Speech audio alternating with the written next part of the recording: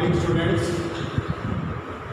कल हमने आपका बायोटेक्नोलॉजी और इट्स एप्लीकेशन में आपके दो टॉपिक्स किए थे, एक इंटरफेरॉन का और एक मोनोक्लोनल एंटीबॉडी का। आज उससे आगे हम स्टार्ट करते हैं। जो पहला टॉपिक आता है आपका वो कौन सा है? Gene therapy. कौन सा है? Gene therapy. अब ये जो जीन थेरेपी है इसका मतलब क्या होता है? जीन थेरेपी का मतलब होता है ट्रीटमेंट ऑफ जेनेटिक डिसऑर्डर। क्या मतलब होता है इसका? Treatment of genetic disorder.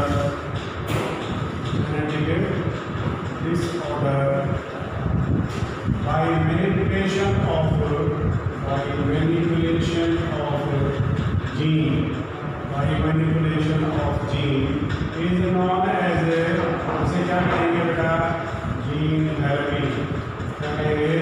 Gene therapy कहेंगे। ठीक है। जो आपका जेनेटिक डिसऑर्डर जो भी होते हैं, हीमोफीलिया है, सिकल सेल एनीमिया है, फिनाइलकेटोन्यूरिया है, इस तरह के जो आपके जेनेटिक डिसऑर्डर्स हैं उनको ट्रीट करने के लिए हम क्या करते हैं? जीन्स को मैनिपुलेट करते हैं। तो ये जो प्रोसेस होता है मैनिपुलेशन ऑफ जीन, ताकि हम क्या कर सकें? जेनेटिक डिसऑर्डर्स को ट्रीट कर सकें, ठीक कर सकें, उस प्रोसेस को क्या कहा जाएगा बेटा? जीन थेरेपी कहा जाएगा। क्या कहेंगे उसे? जीन थेरेपी कहेंगे। ठीक है। अब ये जो जीन थेरेपी है ये सबसे पहले इस्तेमाल की जाती है आपकी SCID डिजीज के अंदर। कौन सी डिजीज में इस्तेमाल की जाएगी बेटा? SCID का मतलब क्या होता है? Severe combined immuno deficiency.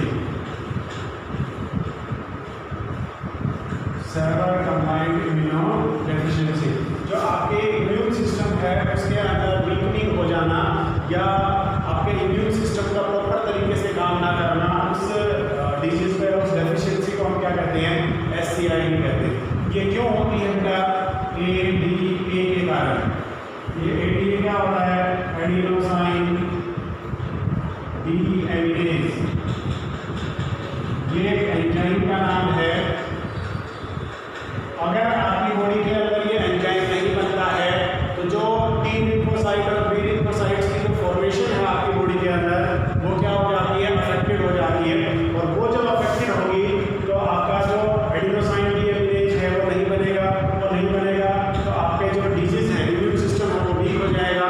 Immune system weak होगा तो आपको कोई भी बीमारी घेर लेती है। जनरली जो इम्यून सिस्टम से रिलेटेड बीमारियाँ होती हैं, कोल्ड है, कफ है, या फिर आपका ओबेसिटी है, नोजिया है, इस तरह की जो डिजीज हैं वो आपको घेर लेती है और उन डिजीज को हम क्या कहते हैं? SCID। तो आपका क्या किया जाता है SCID के अंदर? SCID के अंदर सबसे पहले आइडेंटिफाई किया जाता है आपके DNA के अंदर जो जीन आपका रिस्पॉन्सिबल है, gene which are responsible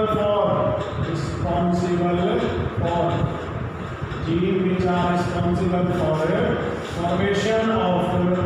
formation of ADA enzyme। ADA enzyme की फॉर्मेशन के लिए जो रिस्पॉन्सिबल होता है उस जीन को पहले DNA के अंदर आइडेंटिफाई किया जाता है। आइडेंटिफाई करने के बाद क्या किया जाता है? अगर वो जीन नॉन फंक्शनल है, क्योंकि नॉन फंक्शनल होगा तो ही तो आपका SCID होगा। अगर वो फंक्शनल होगा तो ADA बनेगा आपके शरीर में, और ADA बनेगा तो SCID डिजीज नहीं होगी। तो आपका जो नॉन फंक्शनल जीन जो है ADA फॉर्मेशन वाला, उसको रिस्ट्रिक्शन एंजाइम की हेल्प से, रिस्ट्रिक्शन एंजाइम की हेल्प से क्या किया जाता है बेटा? स्पेसिफिक साइट के ऊपर, स्पेसिफिक साइट के ऊपर। ये स्पेसिफिक साइट किसकी होगी बेटा? DNA की। किसकी होगी? DNA की होगी।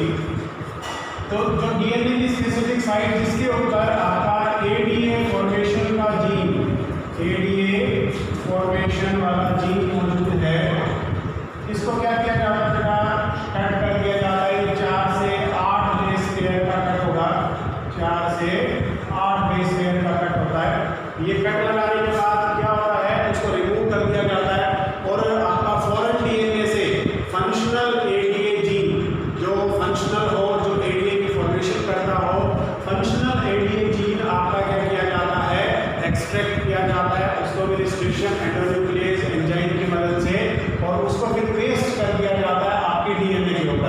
पेस्ट करने के बाद डीएनए को इंट्रोड्यूस करवा दिया जाता है न्यूक्लियस के अंदर।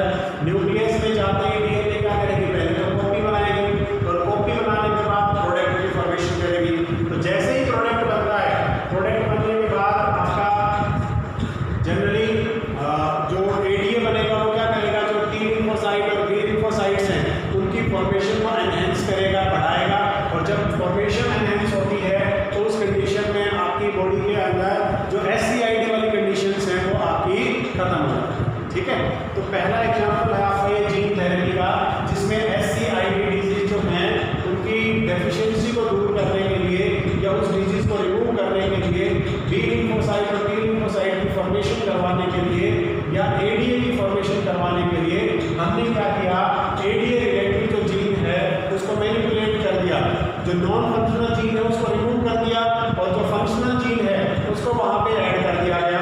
तो ये जो प्रोसेस होता है addition of functional ADA gene, उसे क्या कहा जाता है बेटा, जीन थेरेपी कहा जाता है। ठीक है, इसके बाद एक नेक्स्ट आता है एग्जांपल कैंसर का। जीन थेरेपी में ही हम क्या कैंसर को भी ट्रीट कर सकते हैं जीन थेरेपी से? हाँ, कर सकते हैं। कैसे करेंगे? देखिए, जो जीन आपका रिस्पॉन्सिबल होता है कैंसर के लिए उसे क्या कहा जाता है, ऑन्कोजीन। क्या कहते हैं बेटा उसको? ऑन्कोजीन कहते हैं। कैंसर की स्टडी को क्या कहा जाता है, ऑन्कोलॉजी। क्या कहते हैं उसे? ऑन्कोलॉजी कहते हैं। आपकी बॉडी के अंदर एक ऐसा जीन होता है जो कैंसर काजिंग जो सेल्स हैं या कैंसर काजिंग जो जीन है उनको रिप्रेस करके रखता है और कैंसर जो आपके सेल्स का डिवीजन उसको कंट्रोल करता है। तो उस जीन को क्या कहा जाता है बेटा, P53 जीन। क्या कहते हैं उसे? P53 जीन कहते हैं। ये जो P53 जीन है बेटा, जिस भी इंसान की बॉडी के अंदर ये फंक्शनल होगा वो आपका कभी भी कैंसर से पीड़ित नहीं होगा।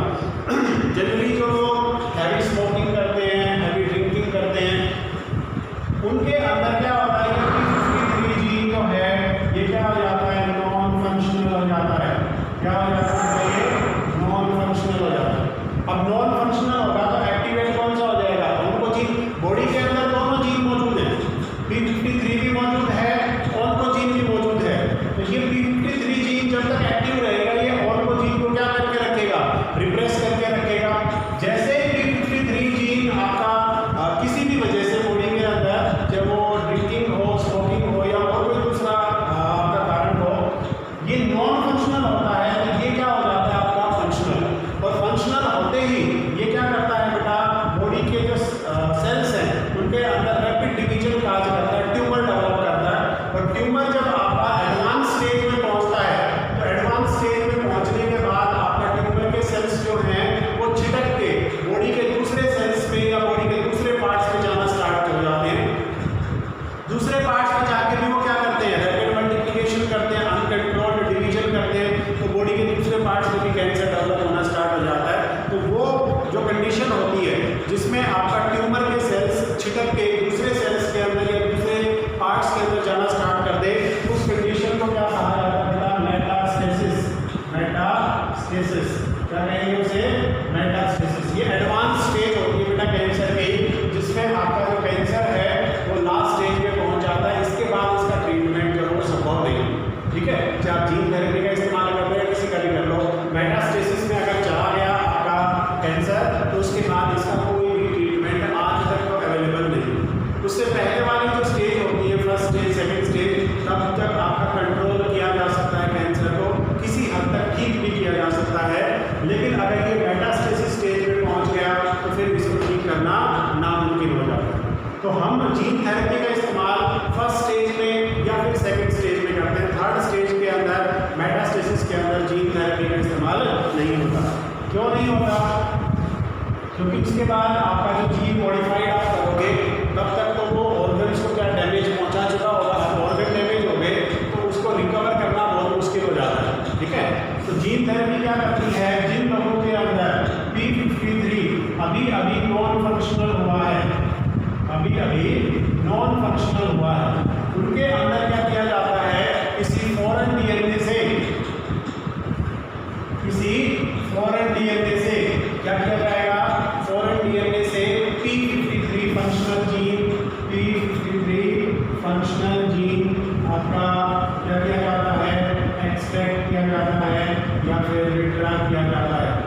एक्सट्रैक्ट किया जाएगा या फिर क्या किया जाएगा बेटा, विड्रा किया जाएगा। अब ये एक्सट्रैक्ट और विड्रा करने के बाद हम क्या करते हैं, रिस्ट्रिक्शन इंटरमीडिएट का इस्तेमाल करके डीएनए के अंदर जो p53 नॉन फंक्शनल है उसको रिमूव करते हैं, जो ऑन्कोजीन है उसको भी रिमूव करते हैं। तो दोनों रिमूव होने के बाद सेल नॉर्मलाइज हो जाता है आपका। उसमें फिर हम क्या करते हैं, p53 आपका जो फंक्शनल जीन है वो आपका पेस्ट कर दिया जाता है वहाँ पे। तो सेल जो है उसके अंदर जो डिवीजन होगा वो कैसा होगा, कंट्रोल्ड होगा। जो +1 में आपने पढ़ा था सेल डिवीजन वाला एक चैप्टर आया था आपका कि भाई हर एक सेल के बीच में क्या होता है, गैप होता है, उसे हम क्या कहते हैं, इंटरफेज। जनरली कैंसर के जो सेल्स होते हैं उनके अंदर जो डिवीजन होता है उसमें कोई इंटरफेज नहीं होता, लगातार कंटिन्यूअसली डिवीजन होता रहता है, लगातार कंटिन्यूअसली डिवीजन होता रहता है। और इसी वजह से आपका कैंसर डेवलप होता है। अगर उनके बीच में गैप आ जाए तो बॉडी कंट्रोल कर लेगी कि भाई अब डिवीजन करना ही नहीं करना, लेकिन बॉडी को तो मौका ही नहीं मिलता कि डिवीजन रोकना है तो कैसे रोकना है। अगर वो इंटरफेज आ जाए तो वहाँ से फिर वो क्वेश्चन पेज में भेज दे तो जो डिवीजन है वो ऑटोमेटिकली स्टॉप हो जाता है। लेकिन यहाँ पे जब p53 नॉन फंक्शनल हो जाएगा तो वो डीएक्टिवेट हो जाता है। डीएक्टिवेट होते ही अनकंट्रोल्ड डिवीजन स्टार्ट हो जाता है। उस कंडीशन को हम क्या कहते हैं, कैंसर। तो इसको भी जीन थेरेपी में फर्स्ट स्टेज के अंदर बहुत अच्छे से ट्रीट किया जा सकता है। सेकंड स्टेज में कुछ रिस्क रहता है सक्सेस होने का, थर्ड स्टेज में तो बिल्कुल ही आपका यूज़ नहीं किया जाता है इसकी जीन थेरेपी का, क्योंकि वहाँ पे बचने के चांसेस जो हैं पेशेंट के बहुत ही कम रह जाते हैं। ठीक है, ये था आपका जीन थेरेपी का। उसके बाद इसमें बेटा कुछ प्रैक्टिकल एप्लीकेशन दे रहे हैं जेनेटिक, जैसे डायग्नोसिस ऑफ डिजीज है, HIV एड्स, कैंसर हो गया, आपका SCID हो गई। इसके अलावा प्लांट्स के अंदर भी और ट्रांसजेनिक एनिमल्स और ट्रांसजेनिक प्लांट प्रोडक्शन में भी इसका इस्तेमाल किया जाता है। ठीक है, कुछ जेनेटिक इंजीनियरिंग की सक्सेस है आपके पास, जैसे काउस एंड गोट्स हैं, इनसे जो मिल्क प्रोड्यूस करवाया जाता है या मीट प्रोड्यूस करवाया जाता है उसका इस्तेमाल बेटा फार्मास्यूटिकल प्रोडक्ट्स के अंदर किया जाता है। वो फार्मास्यूटिकल प्रोडक्ट्स जो हैं उनका इस्तेमाल फिर अलग अलग डिजीज को ट्रीट करने में किया जाता है।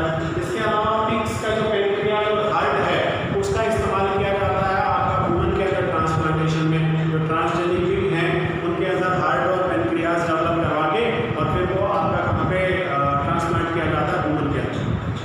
तो ये आपका कुछ एप्लीकेशन थी इसकी। उसके बाद आपका ये आता है इथिकल इशू। इथिकल इशू क्या है, जेनेटिक इंजीनियरिंग अप्रूवल कमेटी, ये आपका इथिकल इशू है। कौन सा बेटा, पहला कौन सा आता है इथिकल इशू के अंदर, GEAC क्या फुल फॉर्म होती है, जेनेटिक इंजीनियरिंग अप्रूवल कमेटी।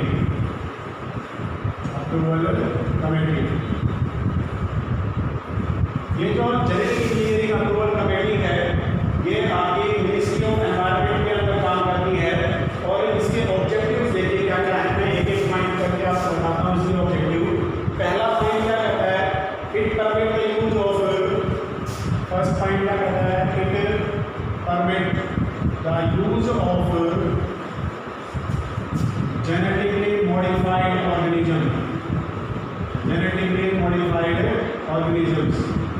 ये परमिट करती है कि किस ऑर्गेनिज्म को आप यूज कर सकते हो जेनेटिकली मॉडिफाइड करने के बाद और किस ऑर्गेनिज्म को आप यूज नहीं कर सकते जेनेटिकली मॉडिफाइड करने के बाद। सेकंड पॉइंट आता है, सेकंड पॉइंट में कहता है कि it adopt production management, production management, restriction import of transgenic product. जो आप ट्रांसजेनिक ऑर्गेनिजम्स बनाते हो, प्लांट हो चाहे एनिमल हो, उनको उनका प्रोडक्शन कितना करना है, मैनेजमेंट कैसे करनी है, कितना रिस्ट्रिक्ट करना है उसको, कितना इंपोर्ट करना है, कितना एक्सपोर्ट करना है, इन सब के ऊपर भी इसका कंट्रोल होता है बेटा जेनेटिक इंजीनियरिंग अप्रूवल कमेटी का। थर्ड पॉइंट जो आता है, ये जो आजकल एग्रीकल्चर के अंदर ट्रांसजेनिक आपकी जो क्रॉप्स है या जो बीटी क्रॉप या बीटी कॉर्न का नाम आप सुनते हो, तो ये कंट्रोल करता है, it control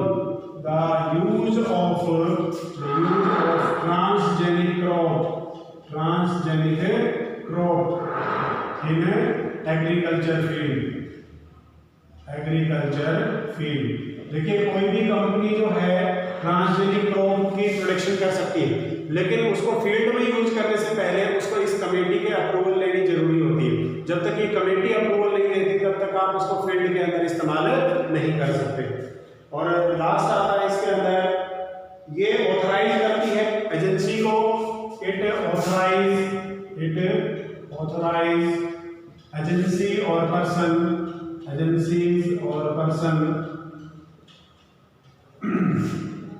for production and sale of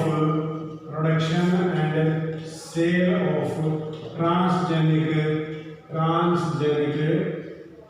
crop and animal।